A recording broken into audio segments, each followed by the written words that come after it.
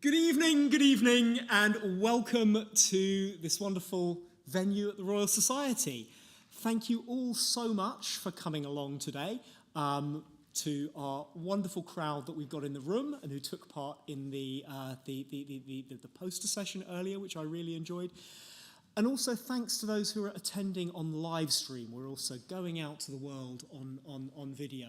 So we've got the combination of an in-person event, which is always something nice, especially in post-pandemic days, of getting people together in one place. But also we're going out to a much wider audience. So welcome to all of you, whether online or in real life. My name is Stian Westlake. I'm Executive Chair of the Economic and Social Research Council. And I'm particularly delighted to be here tonight when we're going to celebrate, highlight and reward the huge economic and social impacts achieved by ESRC-funded researchers. Now, our Impact Prize award ceremony has been running for 11 years now. I don't know if anyone has made it to all 11 years of the audience here, but it's fantastic to have this chance to celebrate the impacts that researchers funded by the ESRC and in the social sciences more generally are having both in the UK and globally. By encouraging and supporting social scientists to maximise the impact of their work, our aim is to help ensure that independent, rigorous research informs decisions in a wide range of areas in policy, in business, in practice more generally, and helps make a difference whether it's to local communities at a national level or around the world. Social science, I need hardly tell this audience, improves our understanding of so many aspects of life, how we make our decisions, how we understand how we feel and behave. It improves our mental health, the way we educate, the way we work, our family lives. Our researchers consider how organisations innovate, how we might achieve a fair economy, to achieve regional balance, and how we can reduce our carbon emissions as a society. The evidence also informs decision-making and the delivery of public services. It's worth noting that the Impact Prize is part of a broader celebration of social sciences that goes on this time every year, the Festival of Social Science. And the Festival of Social Science for 2023 has been running since the 21st of October, and it concludes this coming Friday. This is our flagship public engagement event, and it's done even better than the Impact Awards. It's in its 21st year. This year we had over 42 research organisations across the UK putting on a whole range of really inspiring events on a theme this year of lifelong well-being, a topic kind of important to all of us. It's looked at mental and physical health at all ages, and there's been a nice tie-in to the 75th anniversary of the NHS. We've had a range of community events, a walking tour in Belfast, developing poems about place experienced on the tour, insights from psychology into how to build happy interpersonal relationships, creative puppetry for children and young people focused on recycling and building a circular economy. And if you have the chance in the next couple of days to experience any of the final bits of the festival, I encourage you to do so. There's a list of events online at festivalofsocialscience.com. But to come back to the business of today, I really want to thank all the finalists here today for your incredible hard work and congratulate you on truly impactful research. I've had the chance to come around and talk to many of you earlier and really hear, both from a methodological point of view and an impact point of view, about the wonderful work that you're doing, and I found myself getting increasingly going from inspiration to more inspiration as I went round the session. So thank you, and thank you for your commitment to making social science impactful. I also want to thank the members of our Impact Prize panel who have had the incredibly difficult task, the rewarding task of seeing all this work and studying it, but the incredibly difficult choice of working out who to award prizes to. This evening, we're going to be giving prizes in 5 categories, and as part of this, we will all share in the opportunity to see 10 short films focused on the impact that each of our finalists has shown, and they're really good. I've really enjoyed them. We're going to have awards presented by a set of very inspiring presenters representing government, industry, the third sector and academia, all of whom have a track record of using research in their everyday working lives. So I'm very much looking forward to that as well. There's not much more for me to say at this stage other than I hope you enjoy the rest of the evening as much as I'm sure I will. And I'm going to begin the awards ceremony by introducing our first award presenter. Our first award presenter is Mary De Silva. Mary has an academic background in global health and currently holds the post of Deputy Chief Scientific Advisor at the Department of Health and Social Care. Mary also serves as Deputy Director in DHSC's Science Research and Evidence Directorate. And Mary is going to present the Outstanding Societal Impact Award. I'm going to sit down and I'll invite Mary to come up and do the honours.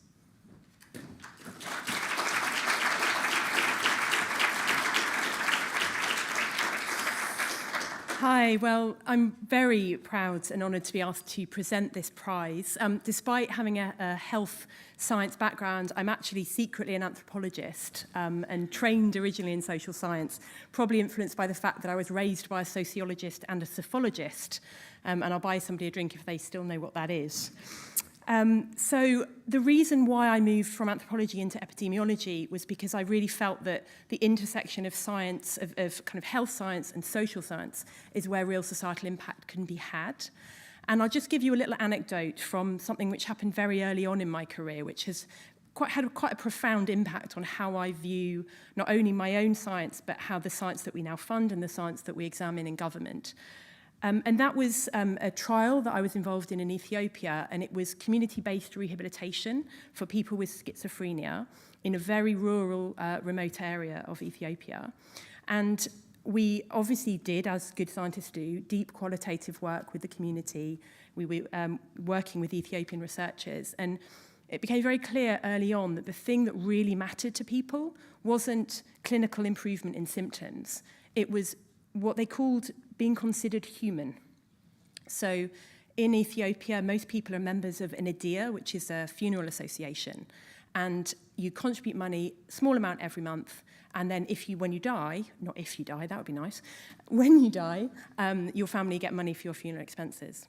People with schizophrenia were excluded from becoming members of the IDEA because they were seen as less than human. So we decided that an outcome in our clinical trial would be membership of this funeral association, in addition to schizophrenia symptoms and caregiver burden, etc. And that whole experience really brought home to me how what matters in people's lives is the social environment in which they live and the quality of their lives, and health is one small part of that. So I'm really excited to hear all the finalists. I have a very exciting gold envelope here. I've always wanted to do this, I'm not going to lie. So, we have two finalists in the Outstanding Societal Impact category. The first is the Waterproofing Data Team, which I think is pretty much the best name ever. Sorry for going off script. This team is led by Professor João Porto Albuquerque from the University of Glasgow. And this ESRC-funded waterproofing data team developed an innovative approach combining community-generated data and analytics to increase community resilience against the impact of floods on their communities. They enhanced the capacity of residents to flood-prone areas in Brazil to take protective action. And this project has also informed the practice of humanitarian organisations and Brazil's National Disaster Monitoring and Early Warning Centre. The second finalist is Professor Duncan Shaw from the University of Manchester.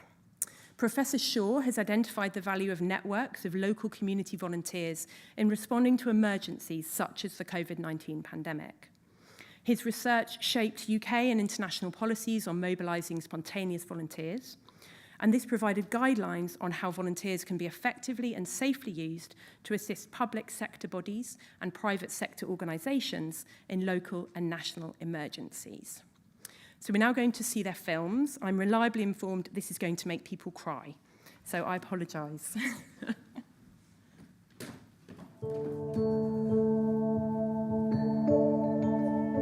Almost 1/4 of the world's population is directly exposed to significant flood risks. but there are major gaps about the local impacts of extreme weather events on vulnerable communities worldwide. These extreme events are becoming more frequent and more severe, so we need more proven tools to help people prepare. I am João Porto de Albuquerque, and I'm based at the ESRC-funded Urban Big Data Centre at the University of Glasgow. I received funding through the UKRI Global Challenges Research Fund, which was managed by ESRC to lead the Waterproofing Data project. The project developed an innovative approach by combining community-generated data and analytics with enhancing the capacity of residents of flood-prone areas in Brazil to take preventative action. This informed the practice of humanitarian organizations internationally and CEMADEN, Brazil's National Disaster Monitoring and Early Warning Center. This was the first time they could then use community-generated data to map risk perception and improve early warning systems. The Waterproofing Data project also enabled citizen scientists to take early action that has contributed directly to saving lives. The process of co-producing flood-related data has enhanced the social inclusion of elderly people and school pupils involved in the research project and deepened the community understanding of flood risks.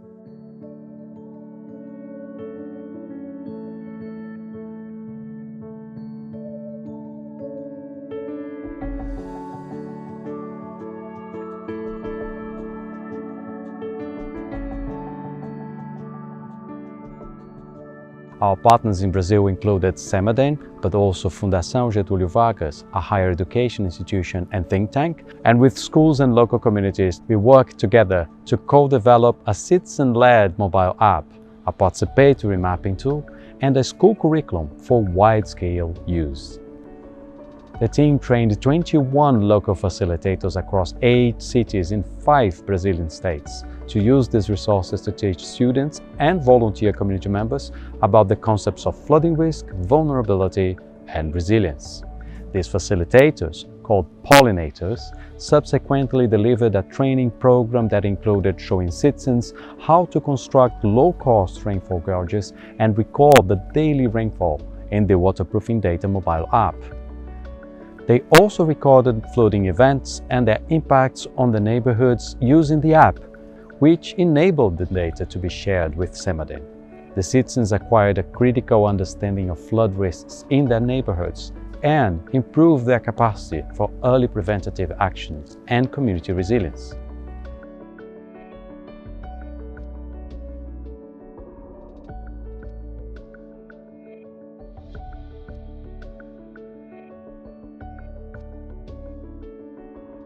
The Waterproofing Data app has now been used by more than 400 citizen scientist reporters spread across more than 20 cities over Brazil, benefiting over 290,000 residents.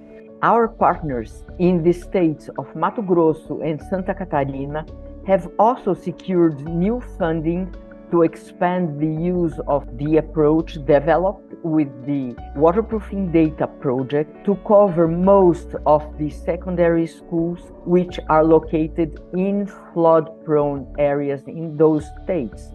It sparked new projects championed by CEMADEN and partners that will bring this approach to all school students living in flood-prone areas in Brazil, thus reaching the 8 million Brazilians who currently live in disaster-prone areas. As a team, we're now exploring ways to bring this approach to other countries facing flooding and other disaster risks.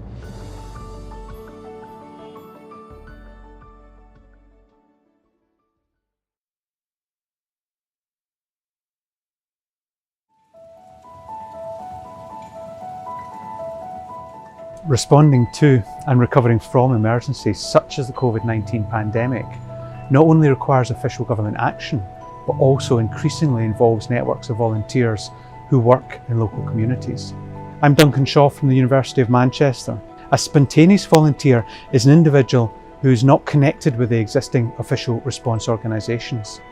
They provide unpaid support to the response and recovery from emergencies. Their value has not always been well understood. They've often been viewed as a potential hindrance to emergency responders. Our research identified the potential of spontaneous volunteers to assist the public sector in local and national emergencies. Before the pandemic, we analysed involvement of spontaneous volunteers in flood emergencies in the UK. Our work identified improved standards and guidance for managing spontaneous volunteers as being crucial to a sustainable recovery from an emergency. We were invited by the International Organisation for Standardisation, more commonly known as ISO, to author guidelines on spontaneous volunteers in emergencies. We have been involved in implementing this standard in Chile and Argentina to create local and national government systems to coordinate spontaneous volunteers and deploy them to safely tackle emergencies. We worked with the UK Cabinet Office, which formed the National Committee on Spontaneous Volunteers, and our research evidence helped inform UK Government national guidance on spontaneous volunteers, and that was published in June 2019. When COVID-19 hit, we received funding from ESRC to develop a framework for the use of spontaneous volunteers in recovery and renewal from COVID-19. We worked extensively with local governments to provide those partners with insights and guidance on designing their recovery strategy to reinstate local preparedness for future emergencies. We worked with the Cabinet Office's Emergency Planning College to support local government in their deployment of thousands of volunteers in local pandemic responses via a network of schemes run by NGOs, community groups and local and national government. For example, we worked very closely with Essex County Council and its Volunteer Response Cell, which registered nearly 4,000 spontaneous volunteers to help support local welfare services. It enabled us to form a completely different way of working with local volunteers in a way we hadn't done previously. In building on the work that we've done with Duncan and his team, that we are able now to target our resources much more closely to where risk and vulnerability are identified and make a tangible difference to people in their homes and to their local communities. We used the lessons from our ESRC project to write the international standard on recovery and renewal from COVID-19. This was fast-tracked due to its global importance. This new standard led to the development of policies within international ministries and governments to support local government as they worked through the most challenging of recoveries, including in Ramallah in Palestine.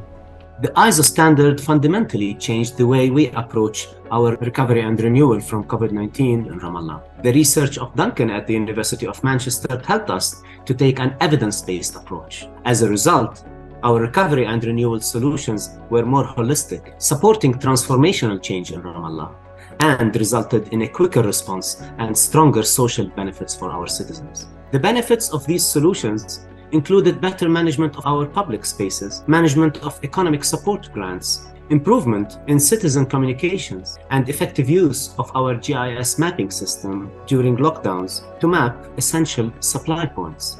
A close working relationship developed between our working team, our city director, chief resilience officer, and myself as a mayor.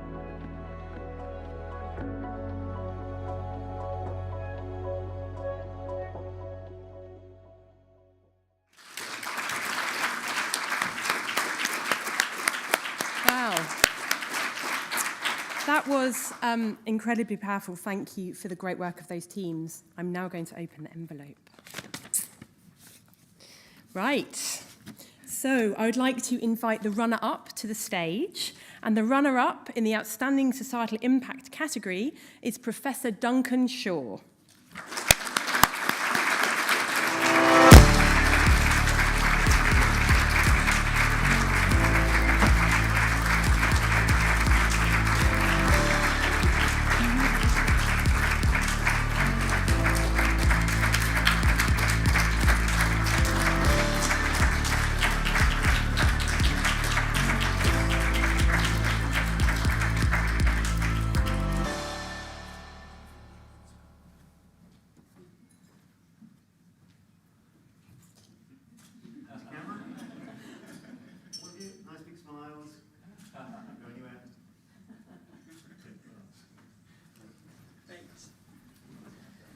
And that means that the winner in the Outstanding Societal Impact category is the waterproofing data team led by Professor João Puerto de Albuquerque.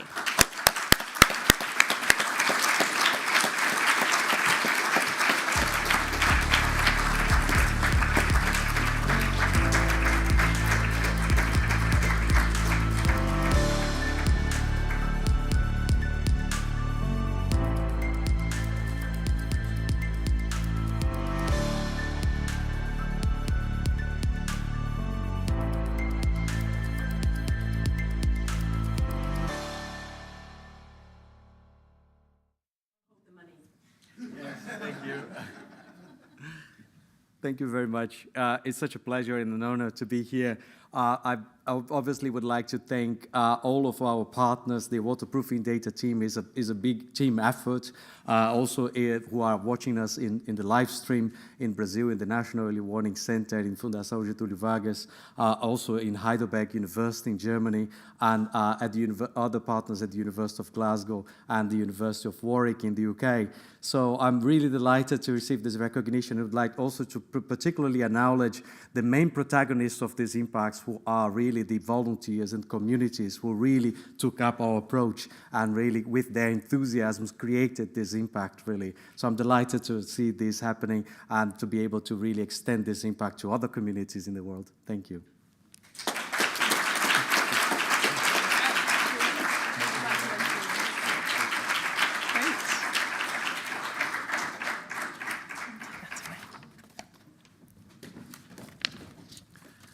Thank you, Mary, and many congratulations well, to all the finalists, but especially to the waterproofing data team as winners in the Outstanding Societal Impact category.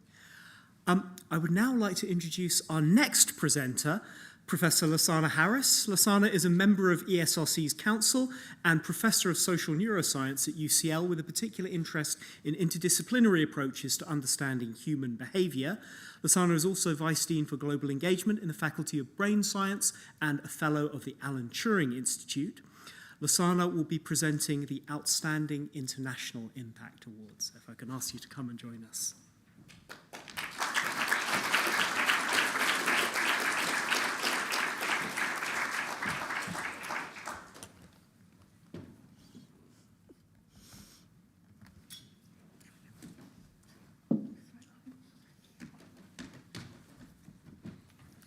Thank you, Stian, for the introduction, and I want to again echo my congratulations to all of the finalists. It's really wonderful to see the impact that social science research is having, both in the UK and internationally, which is the reason I'm standing up here. As Stian mentioned, one of my caps is Vice Dean for Global Engagement within my faculty, and in that role, my responsibilities are around making sure that international partners can work smoothly with the university. And what I've learned in that role over the past year that I've done it is that the UK and the UK's research community has a big appeal internationally. We have a real opportunity to take a lead globally on a number of social science issues, and people continue to look for us for that type of expertise.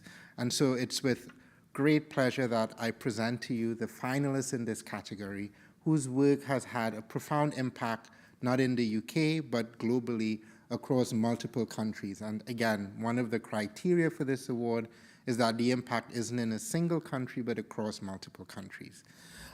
In the Outstanding International category, therefore, there is only one such finalist. This is Professor Rachel Murray from the University of Bristol. Professor Murray's research focused on understanding how to enhance the delivery of reparations to victims of human rights violations. This research has influenced strategy and decision-making in national courts and state authorities across Europe, South America, and Africa. This led to significant impacts in communities and individuals and helped ensure the victims of wrongs are delivered due justice. So let's take a look at Professor Murray's film.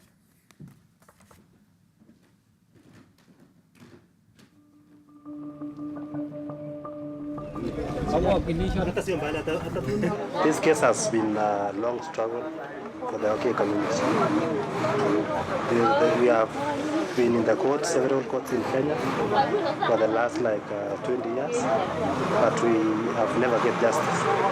When human rights violations occur, international courts and other bodies can order reparations, that is, an act or process of making amends for a wrong, to the victims as well as preventing further violations occurring.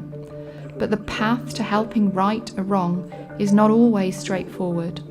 All too often, justice is undermined by a lack of adequate mechanisms to implement reparations. I'm Rachel Murray, and with Deborah Long and Franz Villian, our research is focused on enhancing the delivery of reparations to victims of human rights violations. We looked at reparation decisions from international human rights bodies that called upon state authorities to remedy international human rights violations. This included instructions such as payment of compensation, releasing individuals from detention, and adopting legislation. We traced individual cases of human rights violation across 9 countries. In each of the states, we followed cases through pre-decision and judgment, the decision and judgment itself, and then what happened post-judgment, including actions taken by the state authorities, if any. For example, an important judgment won redress for the Ogiek people, an indigenous people living in Kenya's Mau forest. We provided a briefing to the African court regarding how best to ensure redress for the Ogiek people, which was adopted in the court's ruling against the Kenyan government. This included effective monitoring of implementation, including the court's specification of remedies, timeframes, and the requirement for a compliance hearing. These are now directly contributing to restoration of the Ogiek's land and to compensation of 157 million Kenyan shillings, which is just over 1 million UK pounds. Rachel was helpful when I was drafting some of the arguments and also particularly looking at the remedies that the Ogiek wanted to see. We wanted to make sure that there was a clearly defined ruling that made very specific steps that the Kenyan government would have to take. Issues such as return of ancestrally owned land, payment of compensation, but also going to steps to kind of prevent these violations recurring. So change in legislation, change in policy, identification and recognition of the Ogiek. Our recommendations have been incorporated into the African Court's strategy for monitoring state responses and helped address cases where reparations had not been implemented after rulings. Since then, over 60 judgments have benefited from this change. Another example is the people of Kilwa of the Democratic Republic of Congo, where over 70 people were massacred. Our work on developing a strategy with the Institute for Human Rights and Development in Africa is helping to ensure that the families of the victims are granted compensation of over $2.5 million. The Institute now uses this strategy as a roadmap in other cases and in dialogue with states. We were lucky to have Rachel on our board because Rachel has worked on enforcement of decisions of supranational institutions for so many years. So she was kind enough to volunteer to help us develop guidelines on how we approach implementation or enforcement for cases.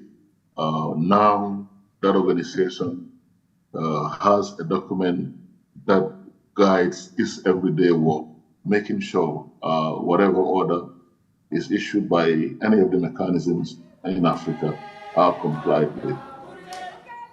I'm so proud that our research is bringing the delivery of reparations to the fore and ensuring victims of human rights violations in African states are delivered due justice.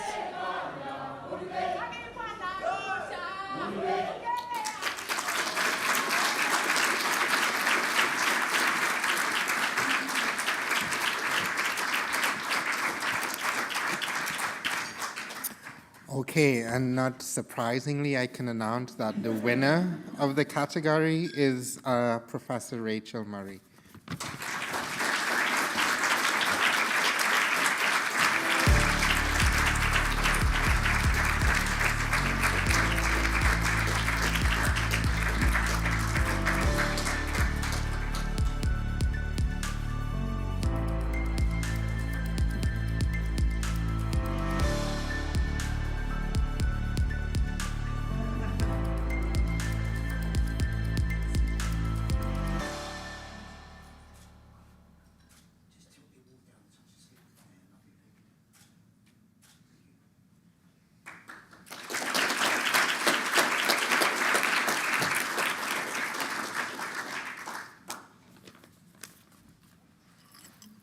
Drop it.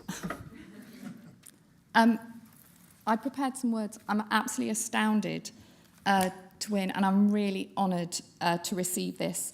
And I prepared words because I didn't want to forget to thank people. This is absolutely a team effort, even though it's just my name here.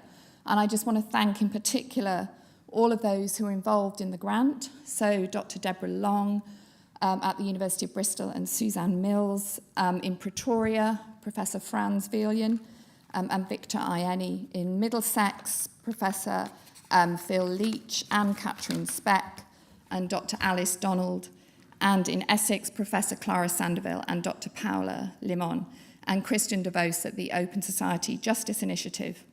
I'd really like to say thank you to Jenny Hatchard at Bristol University, who drafted the application and was absolutely influential in this, I think. It feels very uncomfortable to accept an award, not least because this is the result of human rights violations that have occurred and do continue to occur. And secondly, because I think making any sort of impact in the human rights environment is rarely, and certainly not in my case, down to one individual. And the work that you see here is very much supplementary to the sort of amazing legal minds, tenacity and bravery of those who litigate and campaign on these issues.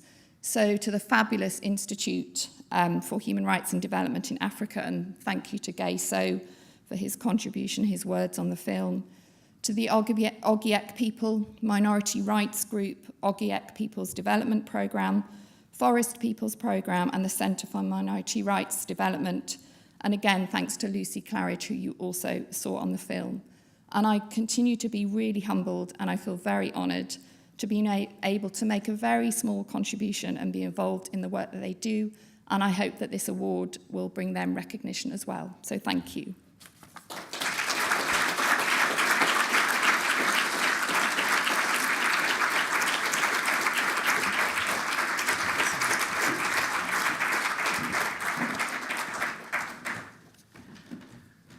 Thank you, Lasana, and many congratulations to Rachel Murray and the whole wider team as winner in the Outstanding International Impact category. I'm sure you found that as inspiring as I did. It's now a pleasure to welcome our next presenter, Professor Ben Johnson. Ben, earlier this year, has stepped back into public service after serving as Executive Head of Strategic Research and Innovation Development at the University of Strathclyde, where he remains a Professor of Practice, Research and Innovation. Ben has now returned to a job that he was doing before as Senior Policy Advisor to the Secretary of State in our new sponsor department, the Department for Science, Innovation and Technology.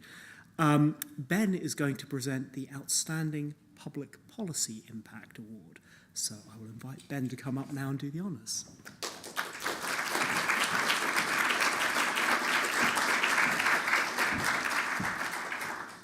Thank you so much, Stian, and what an honour and a delight to be here and to listen to some of these stories of the phenomenal impact that social science is having. I'm sure, like me, you've been moved by some of the videos and the examples of how social science is really changing the world for the better. And we'll see much more of that as the evening progresses.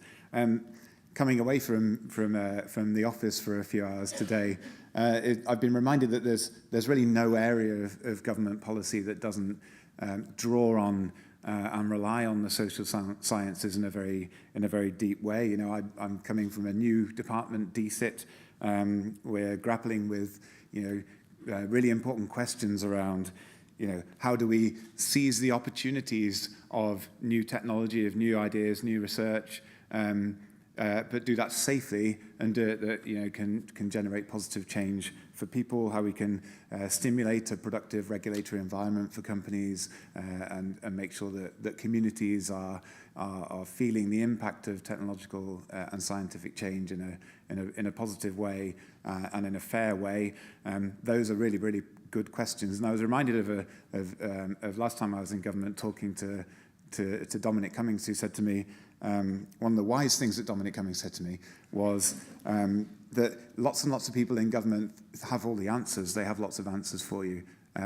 But the really, really valuable people are the people that have the good questions, the question finders. And I think the thing that makes social scientists so special is they're expert question finders, and we need to rely on them in government.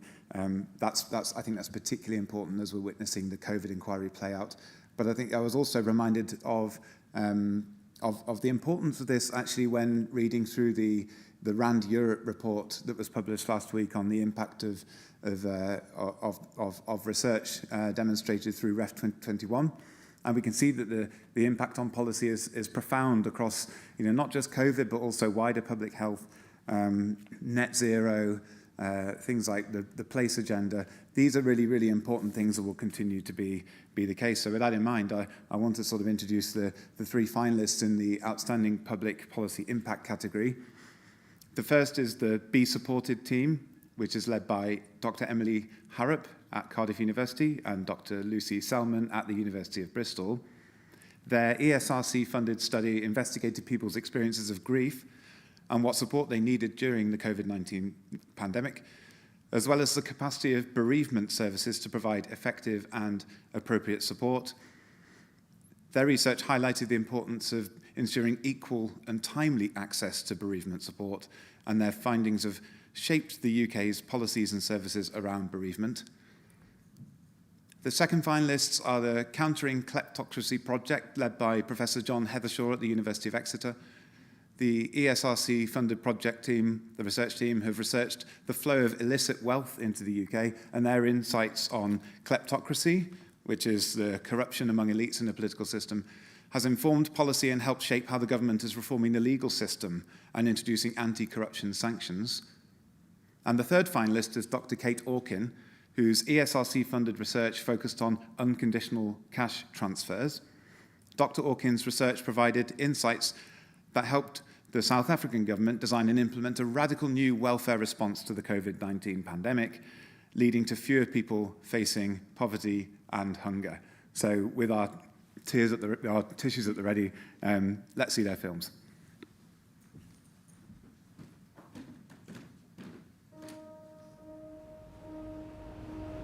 My husband died of COVID in April 2020. Our daughter was 10 years old at the time. We weren't allowed to go and visit. I was offered the opportunity to go in the day he died to say goodbye, but because they didn't have enough PPE, my daughter and I couldn't go in together. So we said goodbye to him via Skype. The COVID-19 pandemic was not only a global medical emergency, it also had an extraordinary impact on people's experiences of bereavement. More people were bereaved in more distressing circumstances, and social distancing meant people couldn't be visited or comforted by family and friends, limiting how we could console and support one another.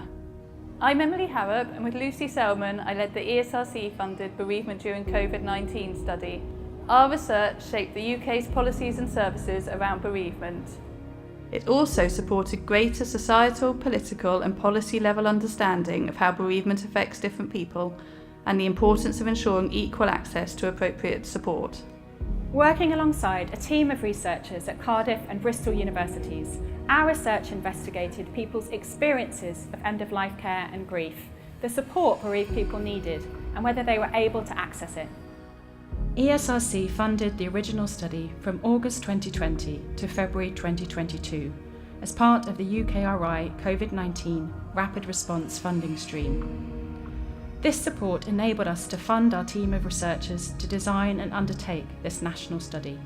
Our study demonstrated the extraordinary challenges of being bereaved during the pandemic, including disruption to end-of-life care, mourning practices, social support network and people's coping mechanisms. It's had a huge influence both on practice and on policy. We were very fortunate that Emily and Lucy were open to coming and sharing early findings back to the sector. At some of the webinars that we run for managers and practitioners, we used the findings to contribute to our responses to comprehensive spending review, in submissions to the Health Select Committee and continued submissions to officials across government. That's been extremely useful to us in having those up-to-date findings, so we know that people can trust what we're saying, that really has come from the experiences of bereaved people. As members of the UK Commission on Bereavement Steering Group, we helped conduct the public and professional consultation represented by its report, Bereavement is Everyone's Business, which sets out the wide-reaching changes needed to improve support across the UK, and we continue to work on its recommendations. The UK Commission on Bereavement was spearheaded by Sam Boyston at Marie Curie to take forward and develop this work further. It was clear from the work that the pandemic was making a really profound impact, a really profound and negative impact on people's experiences of bereavement. However, I think as well as that, it was exposing problems around bereavement support that had existed for years and years and years, and that we had never properly as a society dealt with. And this provided an opportunity to really grapple with those problems, to take them on and to say, actually, we do need to improve bereavement support in the future.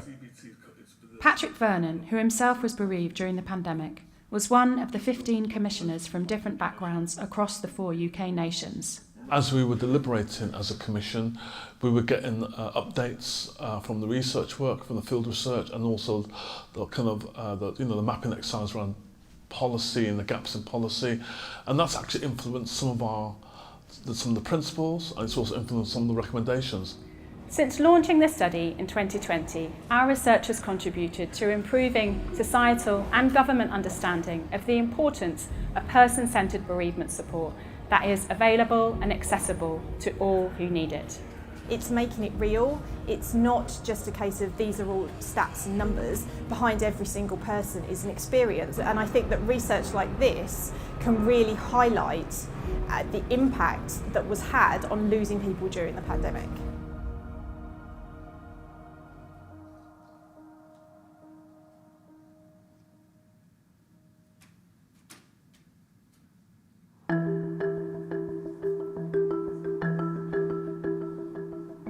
Illicit finance and suspicious wealth costs the UK economy billions of pounds each year, and in some cases it damages the rule of law. I'm John Heddershaw, and with the ESRC-funded Countering Kleptocracy project team, we sought to understand the flow of illicit wealth into the UK and what government and policymakers can do to control it. Our work has focused on illicit finance to the UK from kleptocratic states, that is countries where systematic corruption and state-sanctioned misappropriation of national wealth is rife. Since 2012, our team has conducted analysis of online data, analysed court documents and financial records, and conducted fieldwork-based studies, including observing legal cases. This allowed us to generate databases of transnational money laundering, such as that of property purchases in the UK.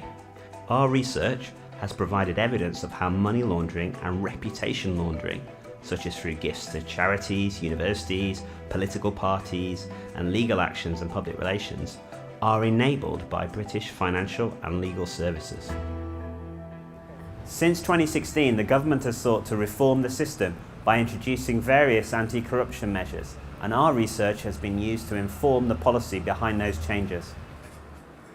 James Nixie is from the Russia and Eurasia programme at the Royal Institute for International Affairs, Chatham House. James worked with our team on a Chatham House report, the UK's Kleptocracy Problem, which was published in 2021. I can't honestly say that it's the most read report I have ever been involved with, but it's probably been the most picked up at higher levels. Foreign secretaries, shadow foreign secretaries, senior people in Whitehall, in the press. It can genuinely be shown to have shifted policy. Not as much as we would like, but certainly quite some way from where we were when it was even published, in fact. Our report on unexplained wealth orders was presented in Parliament in March 2022. This report was provided to the Bill team and informed the partial reform of unexplained wealth orders in the Economic Crime Act, which was given royal assent in April 2022. We are also informing a second economic crime bill currently before Parliament through our membership of the UK Anti-Corruption Coalition. The work that John and his team have done was absolutely vital for us for the Illicit Finance Working Group. The report was published before the invasion of Ukraine. And so when parliamentary allies were getting riled up about this and recognised that kleptocrats and oligarchs were using London as a hub for their dirty money, we were able to point to bodies of work such as John's in our advocacy for both economic crime bills, Economic Crime Bill 1 and Economic Crime Bill 2, which is just about having royal assent this year. We were able to push for some real legal changes, specifically around strategic lawsuits against public participation, which are specific lawsuits which are used by kleptocrats and oligarchs, very wealthy people, to stifle people like investigative journalists, civil society organisations and academics. Our evidence to the Public Bill Committee on the Higher Education Bill in September 2021 and our briefing to Jessie Norman MP also led to the tabling of an amendment in January 2022 to make universities publish details of their foreign donations. Our team member, Tena Prelets, was deeply involved in our work on gifts to universities. The figures at our disposal are scarce in this case, but we do know that there has been a threefold increase over the past 10 years in private donations to universities. Now, we can say that this marketization of the university sector has brought therefore a heightened risk in terms of reputation laundering, and even sometimes risks to academic freedom, because it might end up shaping what scholars can or cannot talk and write about. Historically, professionals who enable kleptocrats to move or hide their money have not often been prosecuted, which makes the UK's economy vulnerable to the proceeds of crime. But the evidence we brought to light on our influence on policy has created an opportunity to create new practices and frameworks to make the UK less vulnerable to illicit finance.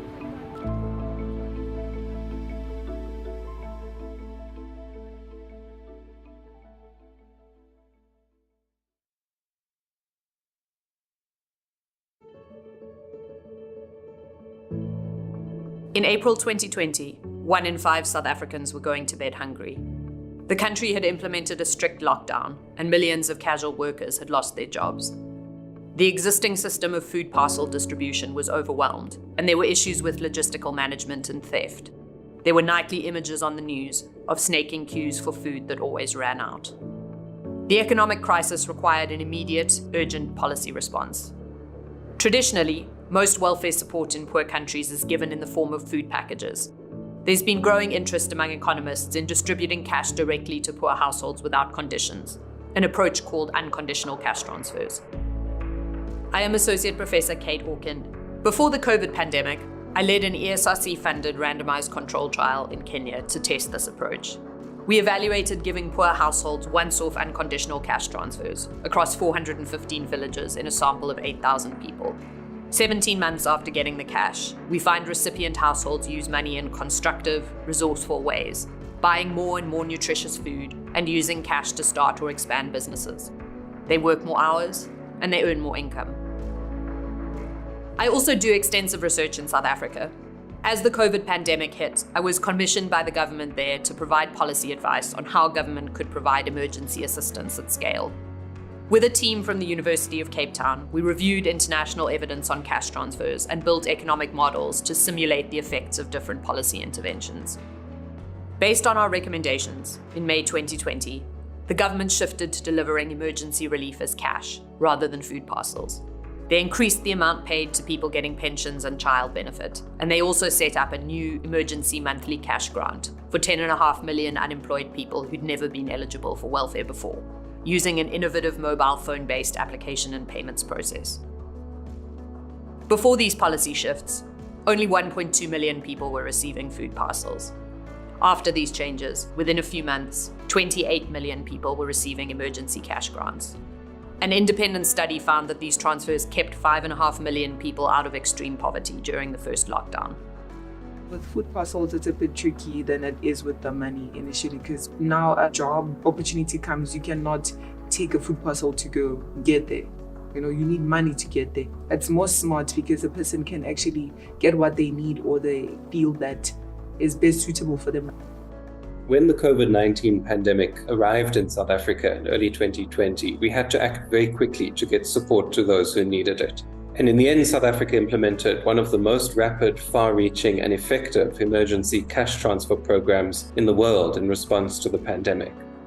In doing so, we drew on the advice, the data and the evidence of Professor Hawken and her colleagues at the University of Cape Town about delivering emergency assistance to the most vulnerable South Africans, and providing recommendations to increase employment in the longer term. Our team received further ESRC funding to support the government in redesigning the social welfare system after the pandemic. The main beneficiaries are unemployed people living in food poverty. We made 3 major policy changes, including the biggest expansion of the social safety net since the early 2000s, based on the modeling and evidence delivered by the research team. We changed our method of emergency delivery from food parcels to mobile cash payments, which enabled us to rapidly increase the reach of the program. We established the Temporary Social Relief of Distress Grant, the first comprehensive unemployment grant in Africa. The grant had reached over 10 million people by the end of March 2023. I have a cousin. He was unemployed for about, I think, 6 years. He used the 350 to find a job, so it helped with the transport, printing the CVs, going for the interviews as well, and getting a decent outfit for the interview. Studies have found that the program has increased recipients' probability of searching for a job. Recipients have also started small businesses and invested in assets to make their businesses more productive. Giving people this cash has given them dignity and the possibility to make choices that improve their lives.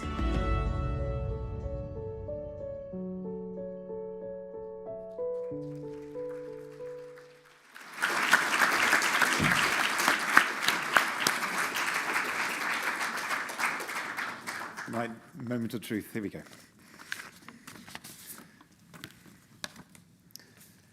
So the first runner-up in the Outstanding Public Policy Impact category is the Be Supported team, led by Dr. Emily Harrop and Dr. Lucy Selman, for their work on improving bereavement support, legacies of a COVID-19 innovation grant. Dr. Harrop, if you could make your way to the stage, please.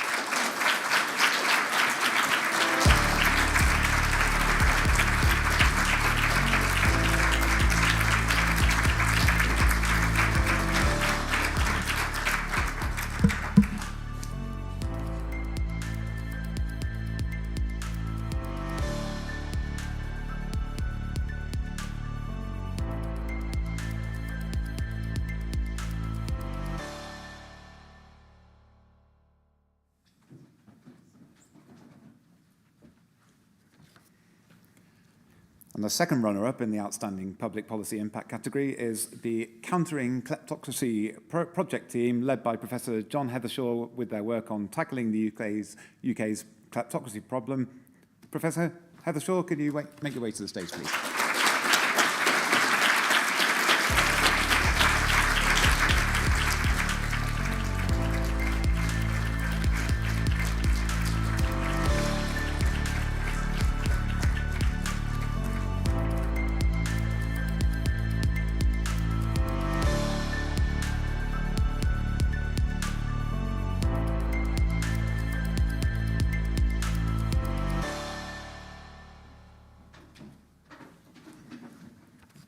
And finally, the winner in the Outstanding Public Policy Impact category is Dr. Kate Orkin for her work on redesigning social protection in South Africa, poverty relief, job search and youth unemployment during COVID-19. Dr. Orkin, please make your way to the stage.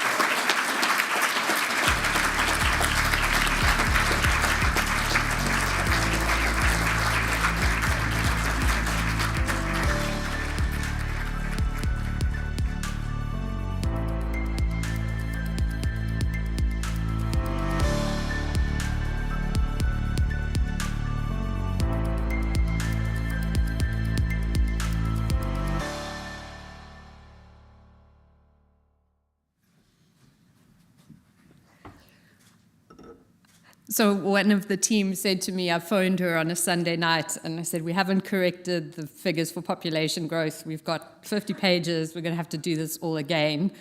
We need the budget submissions on Tuesday. Thank you. She said, don't thank me. This is the best work I'll ever do.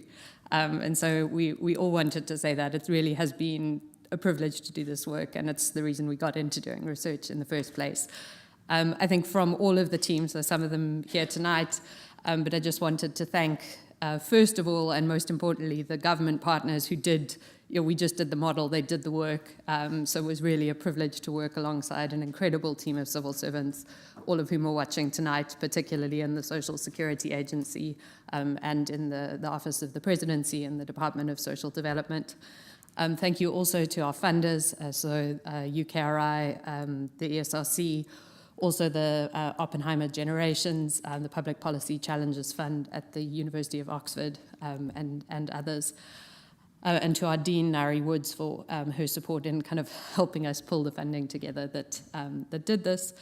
And then finally, to the team of researchers who really, somebody once said the Ebola pandemic was conquered in West Africa by a bunch of people with a spreadsheet, and I think that felt like us.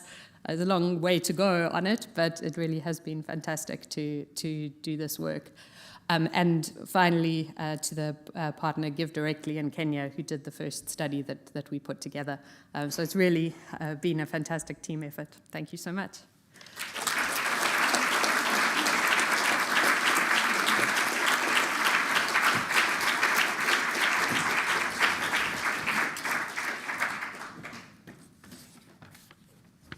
Thank you, Ben, for presenting the Outstanding Public Policy Impact Award, and thank you for all our finalists. That was 3 inspiring projects. You can see the judges have a tough time. I'd now like to introduce our next presenter. Our next presenter is Professor Alison Park, who's going to present the Business and Enterprise Award. Alison was due to compare the awards last year, but was unable to do due to COVID, so we're very glad to have Alison back this year. Alison is Deputy Executive Chair at the Economic and Social Research Council, and among her many of her valuable roles, runs our work on data infrastructure. I'd like to invite Alison to come up to present the next award.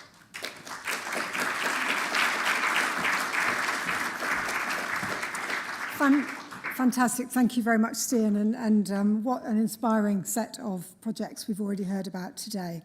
So I'm really delighted to be here presenting the Outstanding Business and Enterprise Impact Prize. Over the years, we've had some really fantastic entries in this category, and I'm really pleased with how, as ESRC, we're doing more and more to try to support and incentivize the social science community to work with businesses and really think about the relevance of their work to that community. I think we've seen already in some of the finalists so far how natural the fit, in a way, is between a lot of social scientists and that sort of area of societal impact and public policy impact. I think in terms of impact on business and enterprise, that is a fit that doesn't seem as natural to some people working in the social sciences, and so that's why it's increasingly an area where we're trying to put in more support and incentives for the academic community. We've been really helped over the last few years as part of UKRI by working closely with colleagues within other parts of UKRI, including Innovate UK, and colleagues working on the Industrial Strategy Challenge Funds. That has really helped us think about opening up new opportunities for our community, including areas like healthy ageing, digital security, and professional and financial services. Personally, as Stian mentioned, I'm someone whose background is very rooted in data and data infrastructure, and I'm particularly conscious of the growing relevance of social science data expertise to business and enterprise. And so with that, I'm really delighted to share with you the single finalist in our Outstanding Business and Enterprise Impact category, and that is Professor Michelle Morris from the University of Leeds and the Nutrition and Lifestyle Analytics team at the Consumer Data Research Centre. The team's ESRC-funded research working with supermarkets and their data is changing how supermarkets promote products to customers and how they deliver their services. This in turn is helping shape customer buying behaviours and encouraging people to make healthier and more sustainable food choices in their supermarket shop. So let's watch their film.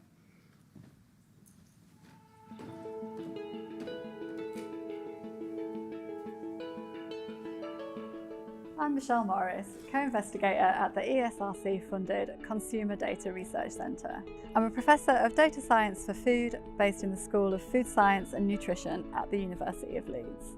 My research project with Dr Victoria Jennison, Dr Francesca Pontin, Dr Emily Ennis and Dr Stephen Clark has improved access to healthy and sustainable diets for customers of major food retailers. Our insights have changed how retail services are delivered, businesses are run, and which products are available to the UK public. This has helped the food industry make changes that have the potential to positively affect the health of shoppers at retailers across the UK. Our research started in 2017 with a single retail partner. Based on our approach and strong reputation for ethical data use, in 2020 we were invited to collaborate with the IGD, an organisation that delivers social impact with the food industry. We worked with the Consumer Data Research Centre at Leeds and our Industry Nutrition Strategy Group, or INSG, to co-produce meaningful and impactful research that is genuinely transforming how the retail sector collaborates while delivering social impact. Our INSG retail members represent over 11,500 UK food stores, accounting for over 90% of take-home food sales. So they have the collective power to influence food shopping habits across the UK. Since 2020, together with the Consumer Data Research Centre, we've run a series of trials with 4 of these UK retailers. These trials have tested a range of interventions, reaching millions of shoppers with the intention of improving the public's access to healthy and sustainable diets. At IGD, we've used our platform and networks to share research findings rapidly to those within the sector who are best able to act on them. We collaborated with the Nutrition and Health Strategy team at Asda to test and understand the impact of merchandising on customer food choice in a real-world supermarket setting. The results of our trials have influenced Asda's business decisions and progressed what their team understands about making healthy and sustainable choices easy for customers. Our data and results also meant the Nutrition and Health Strategy team were able to shape decision-making within the business to ensure their plant-based range of meat alternatives are accessible for customers. We worked with Sainsbury's to understand the effectiveness of incentives aimed at helping customers eat healthier and more sustainable diets. We analysed how effective Sainsbury's Healthy Start voucher top-up scheme was in supporting pregnant people and young families to access healthy nutrition. Our analysis showed that shoppers increased the number of fruit and vegetables in their baskets by an average of 13 more portions. They also bought more products in line with the Eat Well guide, which is the UK government recommendation to promote a healthier and more sustainable diet. Our collaboration with Michelle and her fantastic team has really allowed us to test and learn and understand the impact of incentives in real life settings such as the supermarket environment.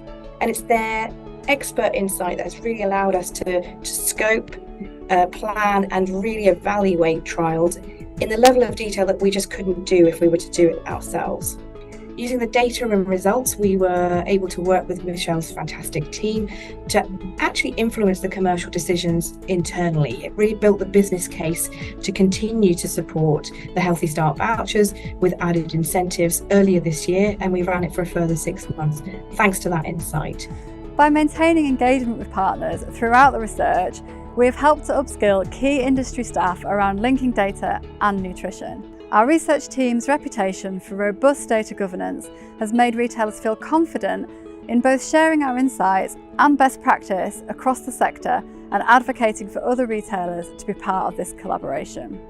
This collaboration is ongoing and we're excited about the possibility of future trials with current and new partners in the food system.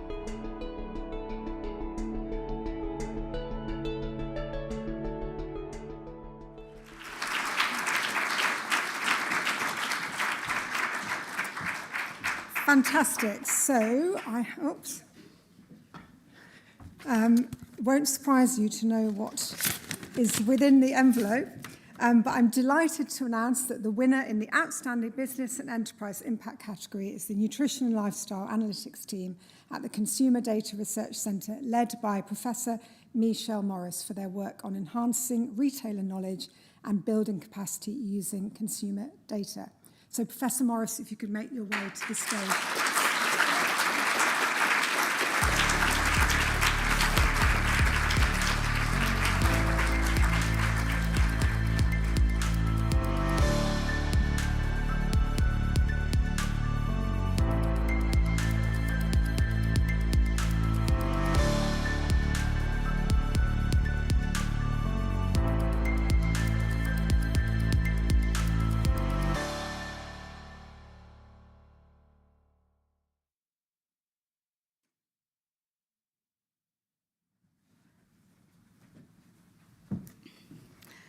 Wow, what an honour to be able to accept this amongst so many kind of incredible stories of impact that we've heard throughout the afternoon. We're really proud to have been able to kind of change the way we work with businesses around data sharing to be able to drive change to communities that need it most, especially with food being at the heart of so many of society's challenges at the moment. It's been a huge team effort over a number of years with across the Consumer Data Research Centre at Leeds, some people who are here today, others that are watching online, and particularly in the Nutrition and Lifestyle Analytics team. I think the biggest thanks goes out to our industry partners who are all really passionate about driving change and have kind of in some ways gambled in the beginning with working with us to be able to deliver these insights and change things within the businesses as well. So we've got Sainsbury's and Asda we've talked about and other partners as well. And then more recently, IGD and the health team that have really made it possible to scale this work up and kind of deliver impact more widely. So yeah, huge thank you to everybody. Thank you.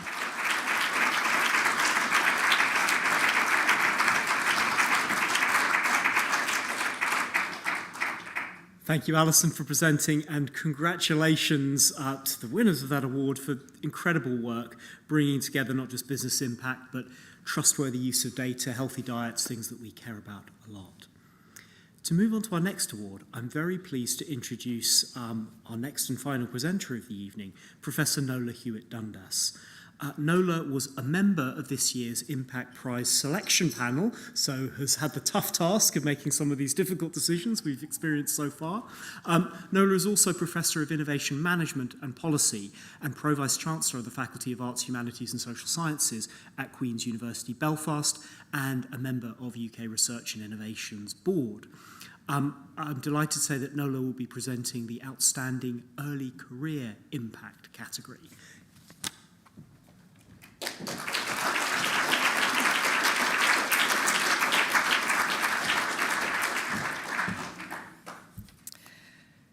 It has been a real honour to be invited to participate as a panel member for this year's Impact Prize. I've thoroughly enjoyed assessing the submissions, and I really want to thank ESRC for championing the importance of impact, which is integral to our research endeavour. The submissions for all of the categories, but I suppose I'm slightly biased, especially for the early career researchers, they were truly inspiring. They demonstrated not only strong theoretical and conceptual underpinning in how the research was conducted, but the research questions were shaped by real-world scenarios, real-world challenges, and opportunities that existed out there. In turn, through robust research methods that engaged all of the relevant stakeholders, this helped to shape the findings, which in turn are now making a lasting impact on those with whom the research was undertaken. The quality of submissions and significance of impact achieved, it makes me very optimistic about the role of social science in addressing many of the challenges facing society today and in the future. And in this category, we have 3 finalists in the Outstanding Early Career Impact category. The first is Dr. Philip Butler from Cardiff University. Dr. Butler has used his ESRC-funded doctoral studentship to produce THINKS, the Incident Command Skills. This is a freely available assessment tool and training programme that helps to support the development of fire and rescue service incident commanders' command skills, leading to more effective incident command and shaping national policy and qualifications. The second finalist is Lucas Lerner from the University of Oxford. His ESRC-funded research has helped to design a successful job guarantee scheme in the Austrian town of Marienthal. The scheme brought more than 100 people who had been unemployed for a year or more back into work, eliminating long-term unemployment in the area and made participants more financially secure and more involved in their community. The third finalist is Dr. Julia Ebner from the University of Oxford, who has used her ESRC-funded doctoral research to develop a new framework that analyses online language. It predicts the likelihood that individuals will engage in real-world violence, revealing patterns that can be used to better predict acts of terror and extremism. So, much more better than me telling you about them, let's see their films.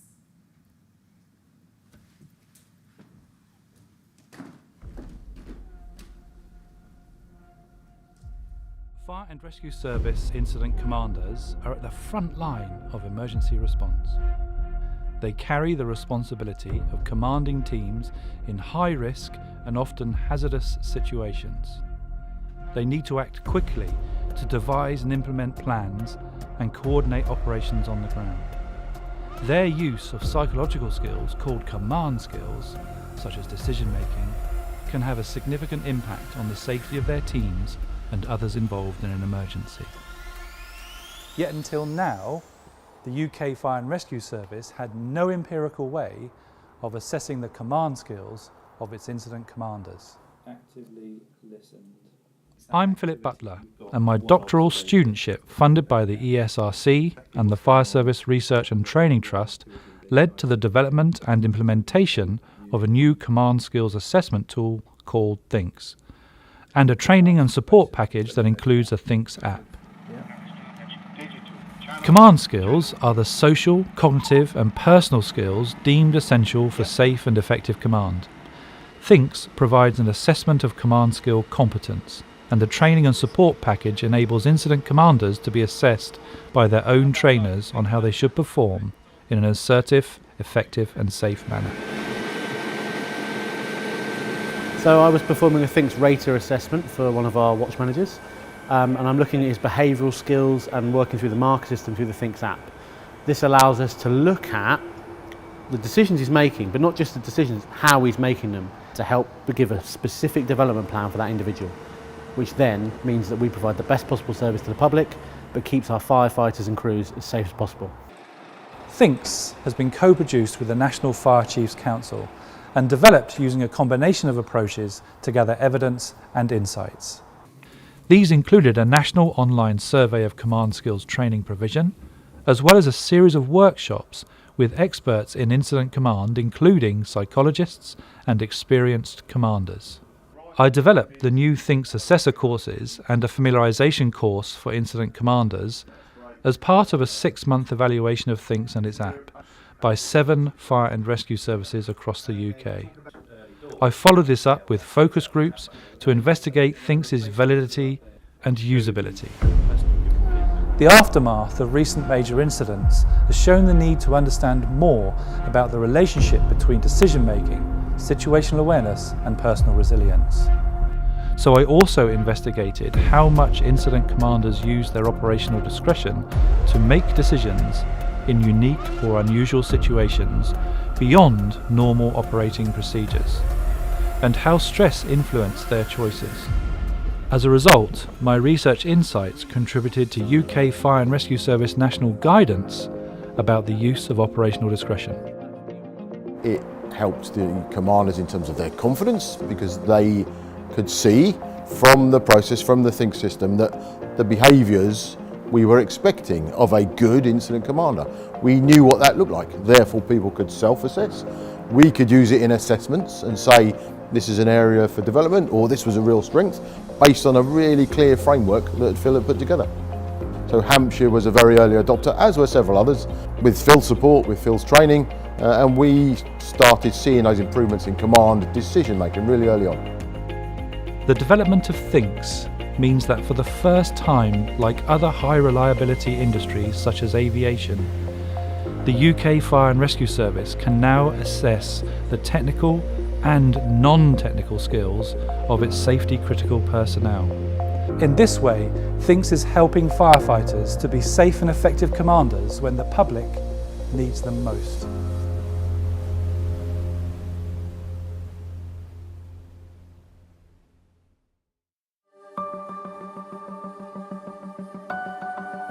Employment with appropriate wages and working conditions can provide benefits far beyond pay, preventing the negative effects of long-term unemployment on individuals, their families, and communities.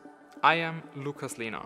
As part of my ESRC-funded doctoral studies, I collaborated with the Job Centers Agency in Austria to design a randomized controlled trial of a universal job guarantee pilot scheme. The scheme has eliminated long-term unemployment in a municipality in Austria and has helped make program participants happier, more financially secure, and more involved in their community. Launched in 2020 in Marienthal in the Austrian municipality of Gromad-Neusiedl, the pilot scheme has aimed to bring long-term unemployed people back into employment by guaranteeing a job that paid at least the minimum wage. Every resident who had been unemployed for a year or longer has been eligible for the scheme. I worked with the Job Center Agency to design the job guarantee scheme, making sure that it was informed by the latest evidence. I included key characteristics to give the scheme the best chance of being effective, including voluntary participation, a collectively bargained wage, and an emphasis on meaningful employment. In den letzten Jahren hat das Arbeitsmarktservice eng mit Lukas zusammengearbeitet. Zum einen im Rahmen des Designs und der Evaluierung der Marienthal Jobgarantie, zum anderen im Rahmen der Ausweitung des Zugangs zu Ausbildungsprogrammen für Arbeitssuchende. Lukas hat eine zentrale Rolle bei der Planung der Jobgarantie gespielt. Sein Fachwissen floss in die Gestaltung des Programms ein, insbesondere zur Ausgestaltung der Freiwilligkeit der Teilnahme, der Höhe der Entlohnung und dem Fokus auf sinnstiftender Beschäftigung. I also evaluated the impact of the scheme with Professor Maximilian Casey. The evaluation demonstrated that participants were happier, more satisfied, and felt more in control of their lives. Participants had more meaningful interactions with other people, felt more valued, and felt they had more people around them who they could rely on. Seine Evaluierung hat wichtige Ergebnisse über die Wirksamkeit des Programms erbracht, die für die Entscheidungen über die Zukunft derartiger Maßnahmen von enormer Bedeutung sind. The evaluation generated rigorous evidence for policymakers to expand the program. We have seen that many international institutions are now discussing policies, drawing among others on the insights of our pilot and our policy evaluation. Lukas hat auch einen innovativen Weg vorgeschlagen, um das Interesse und die Teilnahme an Ausbildungsmaßnahmen für Arbeitssuchende zu fördern. Die Bereitstellung von Gutscheinen, die im Rahmen einer Informationskampagne für Ausbildungsprogramme eingelöst werden können. Dies hat die Motivation gesteigert, eine vom AMS angebotene Ausbildung zu absolvieren und die Qualifikationen von Arbeitssuchenden verbessert, um ihnen beim Wiedereinstieg in den Arbeitsmarkt zu helfen.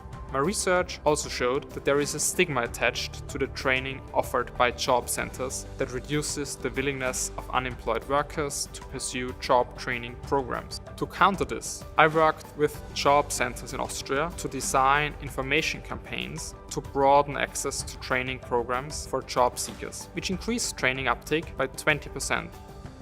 To date, over 50,000 job seekers have benefited from the new approach. I look forward to working with other countries that are showing interest in learning from the pilot to further expand the impact from my doctoral research.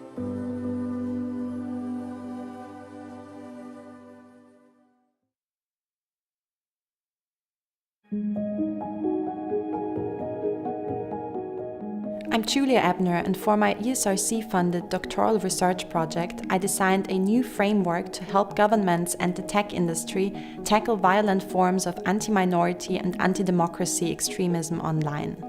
Not everyone who makes explicit threats of violence in online forums will translate their words into action. Likewise, not everyone who will commit an attack threatens to do so beforehand. But my research has shown that identity fusion, where the personal identity of individuals becomes one with the identity of a particular group, is a key socio-psychological risk factor for extreme violence and can be traced in online communications. This finding has provided inspiration for tech firms and the intelligence community to rethink their early prevention and safeguarding frameworks. As a first step, I performed an analysis to identify narrative and language patterns in terrorist manifestos as opposed to non-violent manifestos. I then created a weight score called the Violence Risk Index, drawing on the findings of the manifesto analysis. When I applied this new language-based violence risk assessment framework to 8 online groups varying in their degree of extreme ideologies, verbal commitment to violence, and real-world links to terrorist activities, the online risk indicator results I produced consistently mirrored the group's actual links to violence. As a result, this new framework directly addresses some of the key challenges faced by intelligence and security agencies, as well as by leading tech firms. How to assess the risk that online groups or individuals radicalize towards violence and commit an act of terrorism. It enhances existing assessment methods and helps protect civil society and democratic institutions from extremist violence. I met Julia about 5 years ago when I joined Google's think tank unit called Jigsaw as an extremism researcher. Julia's digital ethnographic approach was different. It analyzed extremist communities' communications, and I found that her insights provided really clear examples of abuses on tech platforms. Her insights both on dangerous conspiracy theories and the linguistic analysis of terrorist manifestos provided a valuable and nuanced perspective for a wide audience of teams who address violent extremism at both YouTube and Google. Her presentations shaped the way decision makers and experts at tech platforms, including my team, conceptualize the most harmful content on our platforms and how we think about approaches to countering and preventing violent extremism. I invited Julia to present her research findings at the agency's headquarters in Berlin and Cologne in 2022 and 2023 after she had shared her terrorist manifesto analysis with me. Julia's doctoral research has been particularly useful and promising research for the agency as it distilled socio-psychological patterns from terrorist manifestos and designed the language-based violence risk assessment framework. It opened a different perspective, which might be useful for the assessment of online groups across the ideological spectrum. Private and public sector organizations have benefited from my research, inspiring them to reconsider their approaches to violence risk assessments in online environments, and to take steps to integrate the new socio-psychological framework into their work streams. This will help identify early warning signs of violent extremism and terrorism and inform policy approaches to prevent radicalization towards violence.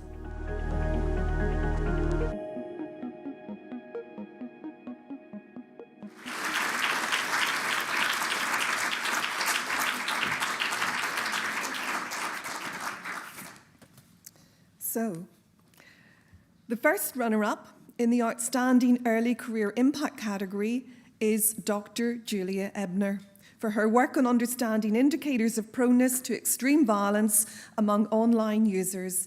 Dr. Ebner, if you'd like to make your way up to the stage.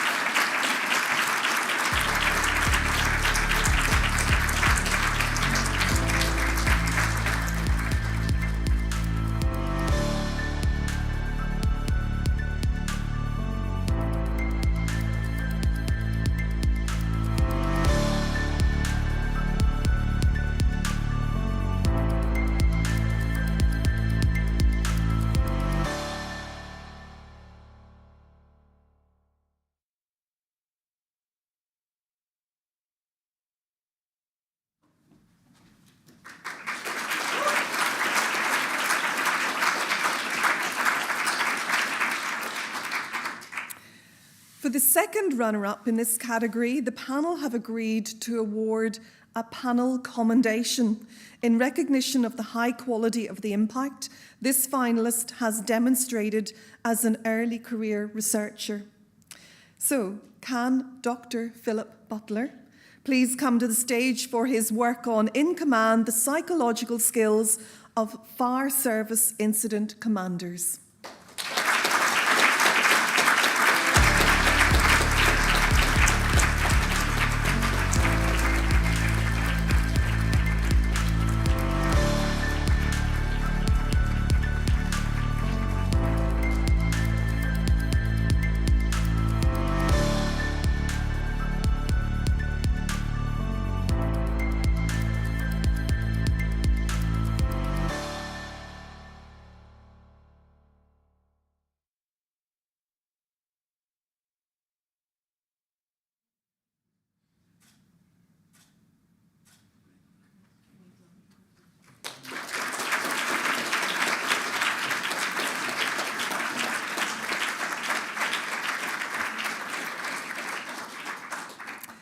Finally, I'm pleased to announce the winner in the Outstanding Early Career Impact category is Lucas Lehner for his work on designing a guaranteed job scheme to employ long-term unemployed people. Lucas, if you'd like to make your way up to the stage.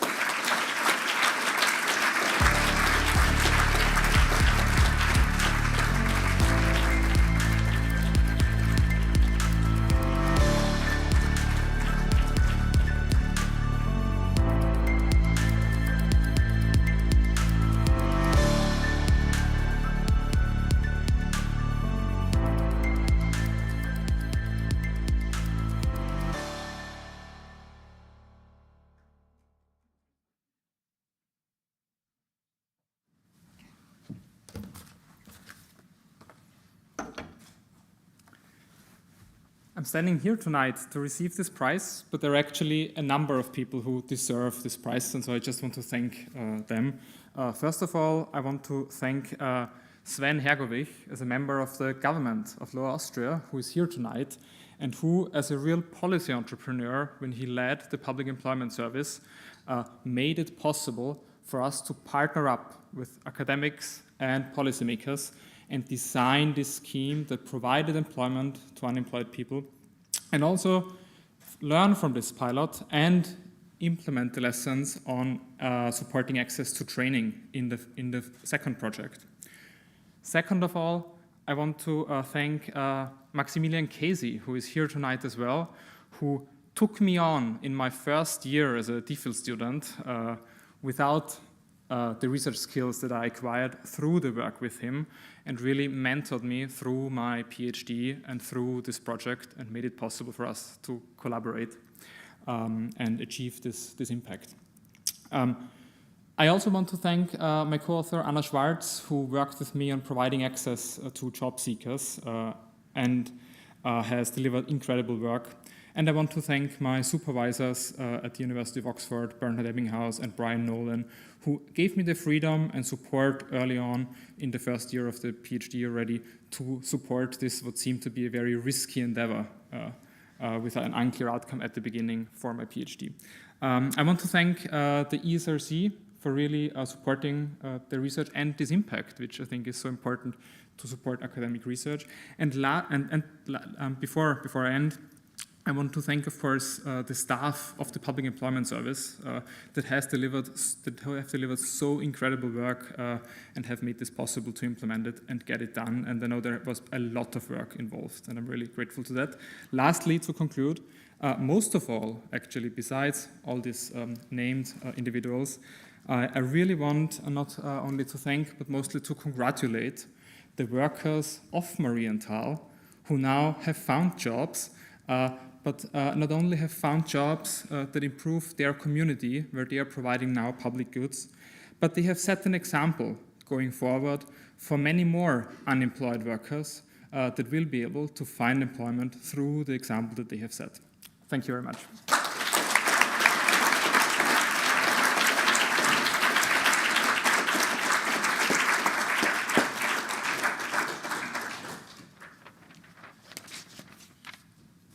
Many thanks, Nola, for presenting those awards, and congratulations and thanks to all our finalists. I think I'm sure you found those as inspiring as I did. With that, the 2023 Celebrating Impact Awards are drawing to an end. I found this absolutely fascinating, and I found it exemplary of the importance of social science to tackling so many of the challenges that we see both in the country and in the world around us. UKRI colleagues who know me will find I have an annoying habit of, when people raise almost any problem, of me saying, that's a social science question. But I think we'll find that that is to a great extent borne out here. It's so hard to think of any challenge, domestic or international, public or private, that isn't on some level a question that can be addressed or helped to be understood by the social science. And ESRC and UKR as a whole is committed to making sure that we support our researchers and their partners to address those things. I think partnership has been a really inspiring theme in all of the case studies that we've seen this evening. That's taken the form of international partnerships, not just in our international awards, but across the board. We've seen partnerships from Kenya to Austria, from Brazil to Palestine, which I think have really deepened the impact of so much of the work and made the UK's impact not just national, but global here. It's particularly nice to be acknowledging this in a year where the UK is thankfully joining Horizon Europe to make the scope for more international partnerships. It's very nice to be in a position towards the end of the year where we can say that. The other element of partnership that really resonated with me and rang true was the partnership between researchers and citizens and users, that deep engagement and co-production that we saw in so many of those projects, which I think is so important for driving success and driving usability of the answers that people come up with. With that, I just wanted to say a few final words of congratulations and thanks. First of all, and most importantly, congratulations to all our finalists for the work they've done and for the work that they will continue to do in their areas. Secondly, an invitation. If you've been sufficiently inspired by that to think of nominations for next year's Impact Awards, nominations open very soon. It's like painting the Forth Bridge. We start very quickly. 5th of December they will open, so if there is work that you have seen that has inspired in the spirit of the awards that we've seen tonight, please nominate. We rely on you for nominations. And finally, thanks to everyone here. I'm grateful to those who've joined us in person, to those who joined us online, and whether you've joined us in person or online, I hope you've been as impressed as I am by the event tonight. So I'd like to end by thanking the team, the Royal Society team, and the ESRC team who've helped put this together. I've found it deeply, deeply inspiring to see these examples of impact, and I hope you did too. For those of you who are here in person, please may I invite you to stay behind and join us to meet the finalists, to meet the winners, celebrate their impact, and share a drink with us. For the rest of you, have a good rest of your evening.